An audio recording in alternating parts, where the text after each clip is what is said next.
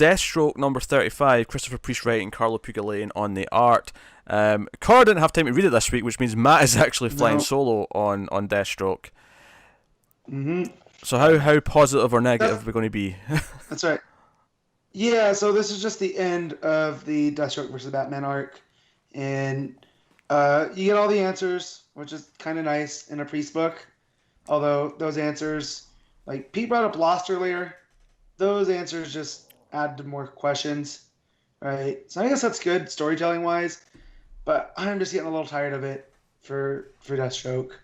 I was just like, for once, have a straightforward story that doesn't have all these loops and double backs, and it's almost a spy story. So if you like spy stuff, then yeah, it's awesome.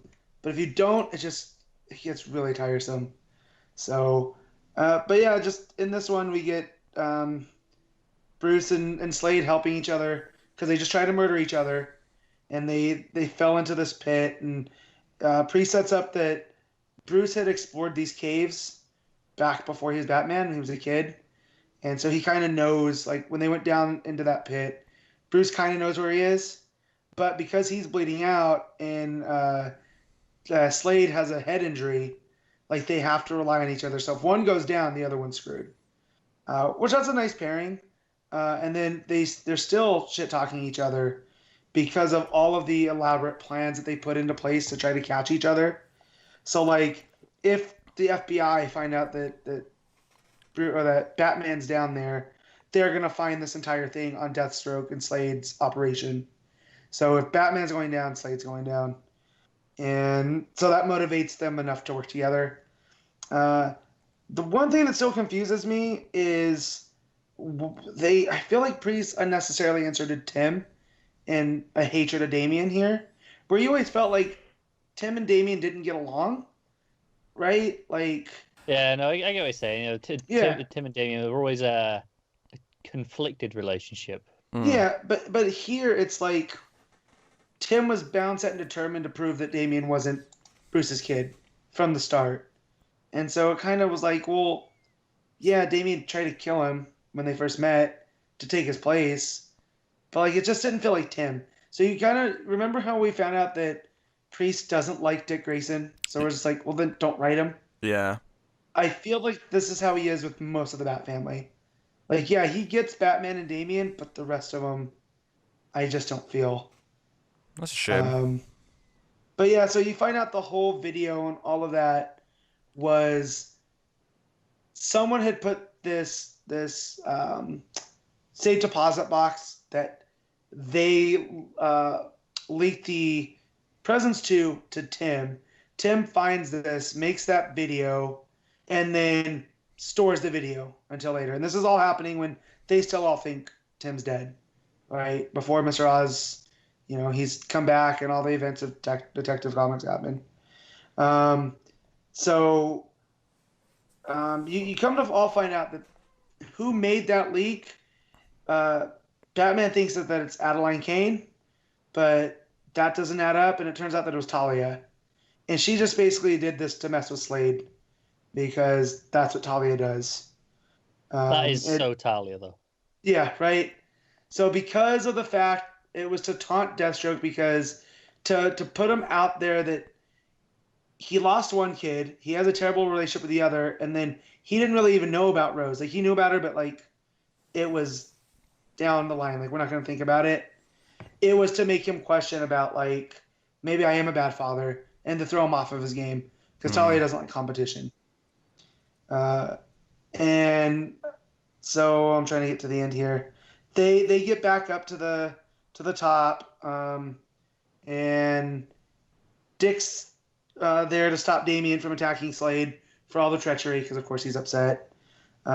Jericho shows up, but then leaves. So he's been doing his best to try to get to Slade and stop this all from happening. And then at the end, you see Slade goes talk to Talia. Talia, that's where she reveals everything. And then Slade or Deathstroke goes to talk to Adeline, and that's where you find out that she had nothing to do with it, because he goes, "Good job tampering with those tests," and she didn't even know any of this was going on. So now she thinks that Deathstroke might have more family, and then you turn to find out that Deathstroke's Bruce in disguise. So it's just, again, I don't know why Priest decided on adding that with Bruce to mess with Deathstroke, because they're at this uneasy agreement that they're going to leave each other alone. Yeah. But so just to clarify, and we've confirmed that Damien is Bruce's son, right? That's where I'm going to get to at the end. Okay. They actually get the paternity. They get the paternity tests, and Alfred brings them to Bruce, but Bruce throws them in the fire because he's like, it doesn't matter. He is my son. Like, I've raised him. He's mine, and that's it. And then it goes to the fire, and you see that it's a match. And Bruce, like, I kind of always knew. And then he has a nice moment with Alfred, where he said he just wasn't, you were just looking out for me and all this. Like, that's where the stuff like Wintergreen and whatnot. But yeah, that's the best I can explain it all. I do like that in theory, whereas, like, you know what, it doesn't even matter. I don't need to see it. I don't even think we needed to see the confirmation. No. Yeah. I wish he just would have ended it with it burning and us not seeing it, but it's a little tilt of the hands. But Deathstroke goes to Arkham next, so I don't know how any of what happened here, like with Talia, with Adeline, like Defiance was a thing once upon a time. We haven't seen Rose forever. Like, this was a book that benefited from double shipping just because there's so much going on. It is, but at the same time, I kind of want to see what the hell goes on in Arkham. Yeah, me too. So, I don't know. I might come back for the next issue. This might just be my get off the bus point. To see how you feel in the next month. Yeah, I mean, week one's a little bit quieter, so I mean, if that's motivation to stick with it for a while. Yeah, but if it's still just going to be Priest doing the Priest stuff, like, again, if you like spy stories where there's a lot of double backing and this person doing this and picking up on the hints, then yeah, this book's fine. But with all these other books out there to read, it's just kind of like, I need this one. I feel like I need to read the last issue before I read this one every time. And then that's kind of a problem. All right. What are you giving it? So the art by Pagulian is like what he's always done. So the art's really good. The story's twisty turdy. So this is a 6.5. Okay. Decent but not great.